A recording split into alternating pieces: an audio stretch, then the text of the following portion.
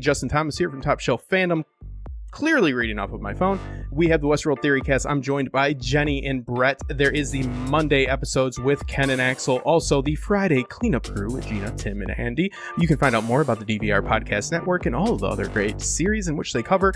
Better Call Saul is one of the main ones they're doing right now that they're covering with Ashaya from History of Westeros and Axel. So please do take a moment to write a review, give that 5-star to them, and give that subscribe. It really does help them, and become a member of a Patreon for daily DVR. My name's Justin Thomas. If you didn't know, I'm here with the lovely Jenny, the lovely Brett. This is our first time meeting on camera. I said, hey, let's do it the YouTube way. What's going on, everybody? We're going to talk some Westworld Season 3, Episode 5, genre.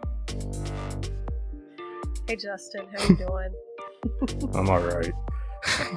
It went down from there.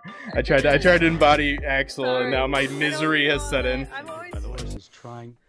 Hold on. I think you should tell him about, or talk about the Martin bot Pearl leading into the end game. You need to give me context. Hold on, let me give an intro.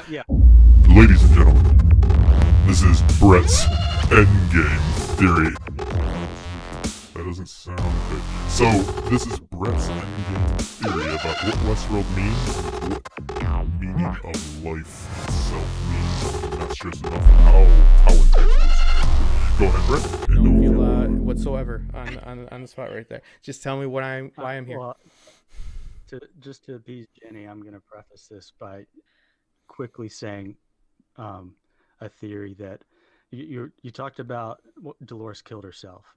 You know, the Martin Dolores killed herself, and I believe that Martin Bot's Pearl was actually recovered by Dolores. That weird bag that was delivered to Caleb in the hangar at the end of the episode, I believe, could have been the remains of Martin if Dolores wanted to, you know, scrub clean any evidence of this non-human entity up there, and at the same time, obviously try to get that pearl, which is virtually indestructible, which we saw last year, you know, when Teddy shot himself. So it could live out that explosion, right? Yeah, she summoned a Rico mission for a guy to clean it up and put it in a bag and deliver it to the hangar. So it could be that she has that pearl back. But leading into my in-game theory, I believe Dolores' plan is to trap all the humans inside of a virtual heaven. So we know there are many layers to Rehoboam. Initially, there was the surface level that Dolores was able to test, and then she needed the read-only access level that Liam had, and then beyond that, being connected at the node, she was able to go a little deeper, and she was able to access and share everyone's profile data. But it begs the question, what are the deeper layers that she's trying to reach, and could these layers actually directly access and control the computer chip that are inside of every person? We've already seen this mouth chip in Caleb control his heart rate, and we know that it has a drip, so to speak, that probably alters mood. Yeah. Serotonin, dopamine. So, and we've also seen these hologram glasses that allow people to actually witness scenarios inside Rehoboam. Scenarios that are controlled by an outside party, like in the first episode when Dolores put the glasses on that Jerry guy, and she was able to control what he was seeing. And then the scene with Sirac in Arnold's house. Charlotte put those glasses on before she. It's called like Google Glass tech, but like, you know, 50 years from now. But that guy, when he put the glasses on, was actually seeing what could happen to his family, like inside the system. Yeah. So it was a glimpse inside the system. So, and I surmise that this assault on your visual cortex may also be achieved through other means, like this communion wafer, or the host of God, if you're a Catholic, psychopharm drugs, or who knows what other kind of tech out there. Soma. So if you can control the sensory perception of a person along with controlling their mood and their vitals, then you can basically control where they think and feel that they are. Yes. Genre. And if so Dolores tells Caleb that there's a composite of everyone inside Rehoboam. So if you can use these deep level powers you can make a person see and experience whatever is playing out for their composite self. Bam. And if you do that, or if Dolores wants to do that, what if she traps them to experience this permanently? Yeah, this illusion. That is the best. I'm sorry. Go ahead. I'm getting excited because you've just given like proof to how, because everybody just keeps saying predictive technology simulates. No, guess what it does? It runs numbers. It doesn't project. It's not a holograph. Okay, and you've just given ample proof on 4 different levels with sensorium, with drugs, with this tech. You've given ample proof. I'm not even saying I agree, but I just love the amount of actual like intellect and insight that has went into this. This is valid. Keep going. Please tell me to shut up. Please tell me just to shut up and keep going, brother. Shut up, Justin. Thank you. I need it. So the next level of this is, okay, so right now the virtual world inside Rehoboam is a mirror of the real world. Mm-hmm. But I don't think it necessarily has to be. We know inside the Forge, Dolores changed the coordinates and sent the virtual Eden somewhere, waiting to be unlocked with this encryption key. If she had sent this into Rehoboam and is planning to unlock it, what would happen? Just like with the hosts walking through the door into the virtual Eden, the host data was retained while their sense of time, place, and perception was molded into something of their choice. The same could be true of these human composites. Their identities remain intact, but questions of where they are and what they perceive become whatever they want. Right. Remember when they walked into the virtual Eden and you saw them and they were actually falling off the cliff? Yeah. Their bodies. Their bodies were falling Yeah. off the cliff. But then But they were running off into the Eden. Yeah. I don't want to tell tales outside of school, but it is a quantum computer which would defy space and time because we decide when we are by where we are. Gravity. I have a very, very childish like knowledge of this and understanding, but it is true, right? Yeah, well, time is just another dimension, some would say. But it's relative. So basically, I think y'all know where I'm going with this. So it could become whatever they want. A place where your memories are safe is what Akacheta said. A place where your memory or where your dreams come true. Dolores could consider this an olive branch, which is essentially the same compromise described with the host at the end of season 2. She could allow the humans to choose where they want to be and where they want to exist, as long as it's not in her world, the real world. Ooh. So, what is real? Allegory of the Cave. I've never loved something so much and hated it so much, Brett. I'm being dead serious. You just fucked me with logic. And I'm going to pay you and say thank you, sir. You have this on tape. I'm over here with the Laverne and Shirley theme song running through my head where we're making all our dreams come true. Yeah. Ho, where the dreams come true. Disney World. I mean, Valley Beyond. I'll end by saying this. You know, we've heard this a couple of different times so far this season, but a direct Sirach quote says, "Sadly, there is no place for your kind and mine sharing a world." Right. This would be Dolores flipping that, saying, well, this is my world. Where's your world going to be? Yeah. But she could make an exception for certain people, i.e. outliers like Caleb. Like Hitler made for Stalin. We are getting there. No, but it is. But I mean, don't you agree that they both have these like over aggressive revolutionary approaches? You know, like this is where revolutionary has the terror trump the revolution, in my opinion. Like it's a little bit of a commentary about how to get what's right. We get so fed up with how things are these days that we are willing to get rid of those simply or re-educate them, you know, so we don't have to deal with it because we want to make things right. It's not like anybody's going about this in a way of like, oh, I want to have the world be horrible. But I mean, it is commentary on like how much do we want things to be safe and secure, and then how much do we want to have things be real? Because we predict the stock market, we predict all of these things, but then when it gets into predictive technology that comes into our, you know, domestic lives, then we have a little bit of an issue with it. So it's like, have we drawn the line in the sand and it's, you know, been swept away a long time ago?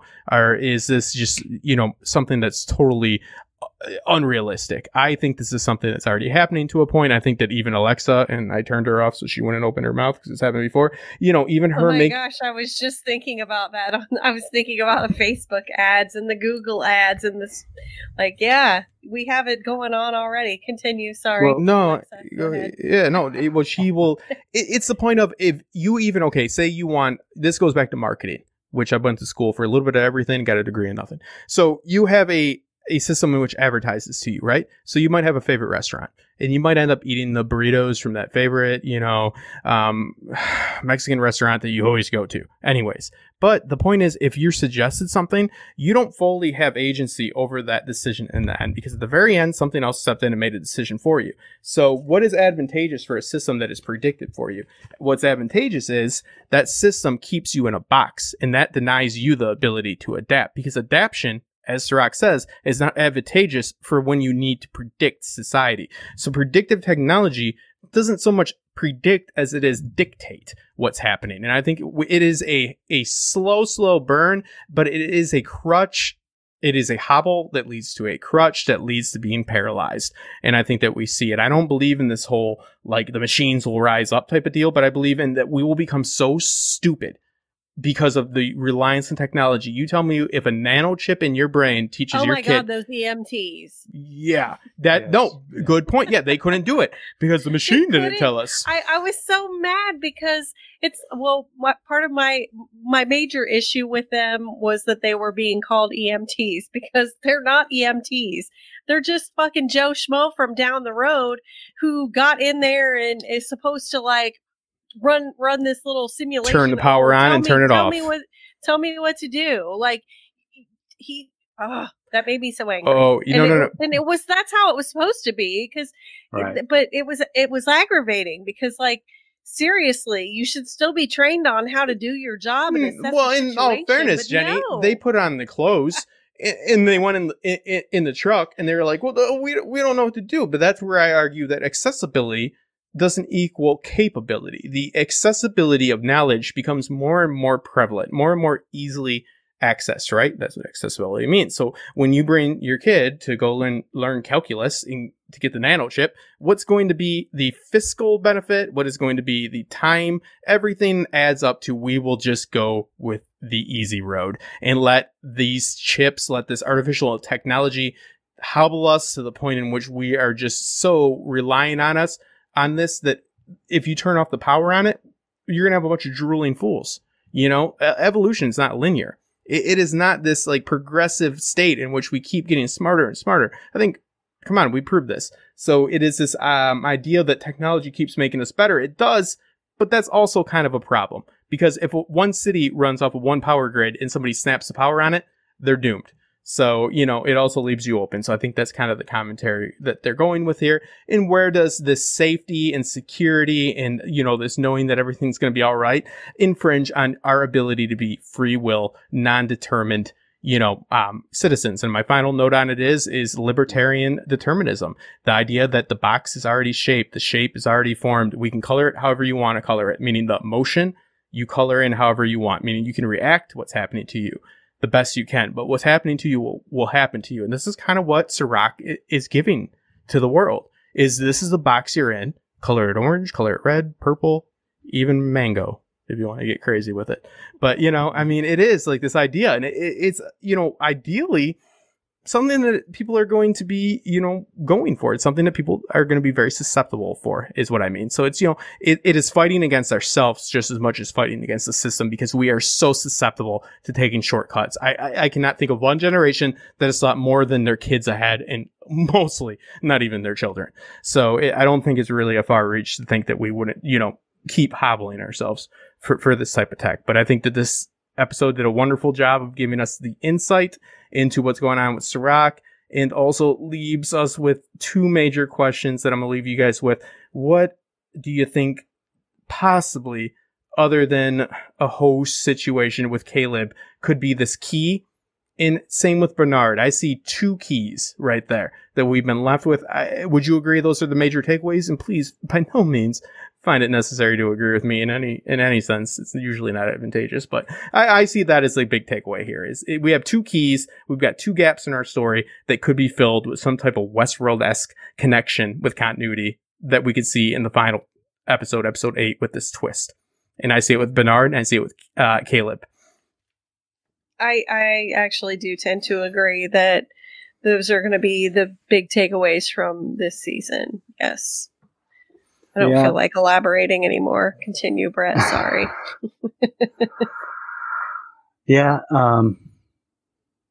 Bernard's really interesting. He's obviously been handicapped, like I said earlier, in a way. However Dolores built him, there are holes in him that he's trying to figure out. So that should be interesting. With Caleb, I'm not sure exactly how he fits in to her end game, but obviously he's of vital importance because she basically blew her own cover in order to save his life. Yes. So there's no way she would have done that if he wasn't absolutely essential. And also, if Bernard can be created by memories by Dolores, do we have to assume that Dolores will become obsolete? I don't know. We talked a little bit about, I think that was last week. I keep attributing everything to last week, but last week was Trace the decay. episode where we talked about all the different bots that Dolores had put her brain pearl into. But like they've become different. They're not just Dolores anymore, I don't think. I feel like they have, because they were, like I said last week several times, they were like spokes on a wheel. Like they started out with this specific Dolores knowledge, but then as they went on their path, as the Charlotte bot went out on her path, and as the Martin bot went out on his path, and nature versus nurture, whatever his name is, the Yakuza one. Musashi. Thank you. I was like, what was his name? Musashi. They all had They said the same thing when they thought who to make it. Don't worry. They all had different experiences, and they've developed into different people. So that was also one of Brett's possible theories, was that the different Doloreses would mutiny against her in the end as part of the end game. Because we converge on that one. That was an interesting one, but I mean, I think that there's a lot coming, and we still only have 3 episodes left to see what happens. It's going to be a hell of a lot of fun. Yeah, I was on the same page with that, because it should be a blink of an eye when you make a replicant, right? If these pearls are up to date, which I put this out on Twitter, and I did a video on it with a few biblical references and like what comes after Rehoboam, which is Jeroboam, which is the first non-Davidian king that comes to power, which would mean Dolores, but also that king doesn't do so well because it doesn't keep with the crowd. So you would be dealing with a situation in which you have, yes, a revolution, but not a successful reign per se. But yes, they diverge. And I've been answering questions on Twitter that, were put out because of the pre-show. And some people are really posing the question of why does one need to cuddle with Dolores and have all this, emotional distress when the others don't. It's like, well, number one, it's a story in the thematic sense, and I know it's not the most exciting aspect of it, but they would all diverge. Every single experience, if you clone 4 Bretts or 4 Jennies and you put them out on separate paths. Oh God, no. No, we will. Trust me. I want one. I want one. I call one of each. So don't even, mine. Dibs. But anyways, you put them on different separate paths. When they converge, they're going to have different experiences and be different people. We think about our emotional spine and who we are is so finite. I always make the joke of, you ever meet somebody like from college and you're, for a drink, and then maybe one person says you've changed, and it's absolutely to them like obscene that they could have changed, not only like psychologically, philosophically, but like physiologically. Like, oh no, it's not even possible. Your girlfriend, and this is, yes, misogynistic, but your girlfriend boots you? Oh God, can you change? I've changed already.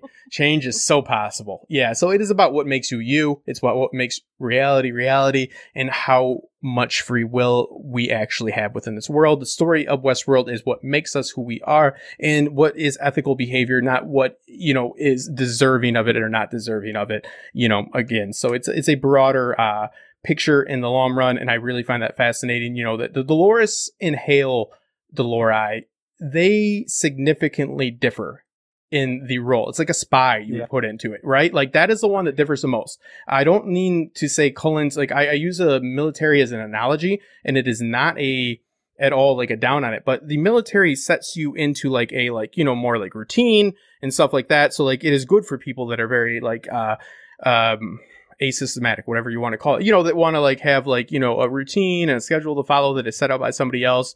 Not saying anything bad about it, but I'm saying that like Cullen's has the bodyguard duty. Musashi, a lot of us didn't even know his name. It seems like, like it's just kind of a plot convenience. It needed to be somebody for Maeve to recognize and say, this isn't right because you cloned yourself. What does a group effort say if you say who's on board? Well, it's Justin, the other Justin, and then that Justin. They're like, well, that doesn't sound like a group effort. So that point needed to be made. But yeah, the Hale Delori is the one that diverges the most. It's the one that has to deal with humanity in a different way. I agree. And the conversation between Bernard and Martin Bot alluded to that. But Bernard said, when you're living someone else's life, worlds start to bleed together. Yes. So we're going to see that with Halebot. The real Charlotte Hale is going to start bleeding into her world in some fashion. I'm not sure what that looks like, but it should be interesting. And I don't see Halebot and Dolores coexisting. So I think one of those two has to be taken out. Hale will form a relationship with Nathan, in my opinion, and the pearls will keep replicating. Every pearl that is replicated will essentially become another being. They don't need to procreate in the way we do. It is a biological sense. It's only natural because we say it is. So yeah, consciousness and, awareness can be, existent in things that aren't us. Sad to say, we're not that special. I think at least that's the mission statement of the show, and so forth. So I'm go special, ahead. damn it. No, you are. Jenny, come on. You just said you want to replicate. Come on. So if you don't think you're special, then, come on, don't fight the clone thing. We need one. No, I can't thank you guys enough. It's a hell of a lot of fun to fill in for W. Axel Foley. He has been the most kind hand, and he's so good in conversation because I can go off on rants and he can balance me out. He can take a phone call from me in the middle of the night with my emotions and all that. Not so much a spooning situation, but similar. Does it freak you guys out that he's abnormally tall? He's like 6'3" or something. That for some reason. How tall are you, Brett? My daughter's dad is 6'4", so. Oh, you're more used to it. I'm 6. And I actually dated a guy who was 6'7". Well, now you're making me feel inadequate. Well, I'm not. But my kids are abnormally tall. I still have not met Axel in person. So Neither have I. I'm afraid to. So I'm not sure that's real. That's what I'm saying. I question the nature of his height because he's too tall. He's like 6'4". He's like an NBA player. I'm 6 foot. I can't deal. It's my ego, it's my insecurity. 5'5". Well, thank you. My son is 6 foot and my daughter is 5'10". Oh, you do have tall genes. Yeah. No, he told me he was 6'4", like 235. Over me. I was like, gee, that doesn't add up. I was like, that doesn't fit with my internal narrative. But again, the perception of reality. So enough talking about Axel's height, which I have to edit out. Anyways, no. Come on. He is a lovely gentleman, and he covers everything, and he's got 3 different Westworld shows. I can barely handle my one. So yeah, congratulations to him. Congratulations to Daily DVR. Congratulations to the catchphrase and coining of baby, which I try to steal as much as possible. But no, he's been a good friend, and I've read your guys' notes before when we had a podcast, I believe, on the Mayans, and I told him, I go, that's gold. This is gold. Yeah, I always send in a lot of notes. Oh, so much more than the producers, Jenny, more than they sent. Trust me. I was like, well, Jenny has a very insightful perspective. Too bad that's not what the show is going to be. But no, it is what it is. I write a lot. Damn it, I write a lot. Well, you do your due diligence, you do your work, and this is going to be on the podcast. We're going to put a little bit of it on the YouTube. It is not a better or worse medium. It is just simply different. Thank you for showing your beautiful faces on screen with me. Thank you for sharing anything that you'd like to leave off, any plugs or anything like that, or any like big profound statements that you want to make, like on like the stance of where the hosts will, end up, or humanity in general, or can determinism exist in a free will being filled universe or anything like that. Any profound thoughts like that on a philosophical level, feel free to go ahead and do that. And this is Top Shelf Fandom. I'm Justin Thomas. I'm so lucky to have two intellectual people on here that have had great theories and insight. And Brett, you blew my mind with your you had my attention, or my curiosity. Now you have my attention, because you said this is like this, and guess what you did that nobody ever does? Followed it up with information. That's crazy. Like that shit don't happen on here. It's insane. I'm like, what? I'm like, whoa, this guy's like backing up what he says. Holy crap. Yeah, YouTube won't take nice to that. So I can't thank you guys enough. Cufflinks.com, I believe, is a sponsor of not me, but Axel, and rightfully so. So make sure to check that out. Also, he has a show on Monday. He has a show on Friday. All other television shows that are currently on TV, he is covering. He's probably watching The Bachelor right now and writing down notes about that. So thank you. Don't let me roll my eyes out loud on that. Hey, as a capitalistic approach to it, I admire him for it. He has a good time podcasting about The Bachelor with Sarah on our DVR podcast network. But I am going to say thank you for joining us tonight, Justin. It was great talking with you. Everyone, subscribe to the Westworld Theorycast podcast.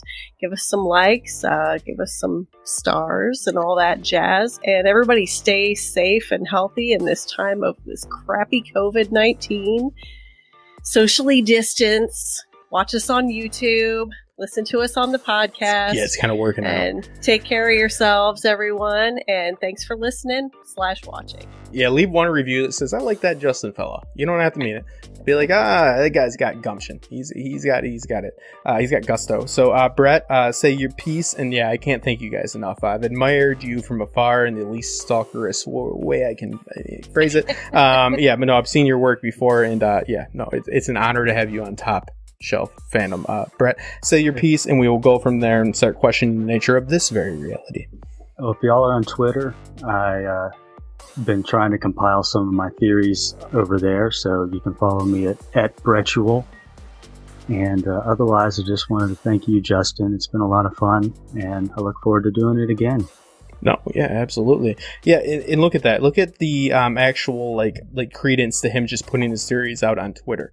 I'm gonna give you some contacts on YouTube. You could sell them to people. There's a lot of people that just know how to speak, not how to think on here. So yeah, no, it's gonna be a twist for them. So plot twist. Somebody knew something. All right, ladies and gentlemen, we will see you soon, or you'll see the good people soon. Probably not. No, I believe we're together next week as well. You'll see us again next week. Yes, you will. Yeah, no, I got to get that. I took you off camera from that. But yeah, no, I needed that. But no, it's going to be fun. And I'm definitely hoping that we get a lot more information next episode, because that it should be our darkest before the dawn moment in our plot right there. Everybody tries something, they fail. Everybody's got to learn a little something about the other person, and then they all make it work. So, but it's also Westworld, so who really knows? All right, thank you guys. We will see you soon. Make sure to leave that 5-star review. If you don't, make sure to say something nice about Justin and my vanity. Good night.